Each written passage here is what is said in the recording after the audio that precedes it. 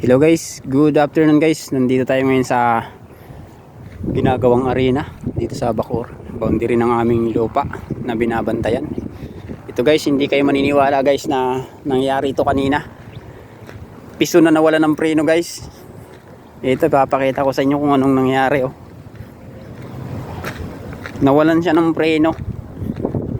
Ngayon lang ako nakakita ng piso na nawala ng preno guys. Ayan, binangga niya guys yung container ba no.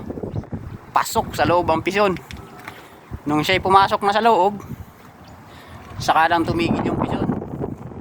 Ayan guys, wasak ang windshield ng pison. Pati driver guys, hindi makapaniwala kung paano nangyari yan. Ito yung pinipiso niya kasi, yung loob na yan. Hanggang dyan, pinipiso niya yan kanina. Hindi niya alam kung bakit bigla na lang nawala ng control yung kanyang pison. Ngayon lang daw nangyari sa talambuhay niya na piso na nawala ng preno. Grabe guys, pasok na pasok sa loob ng container van.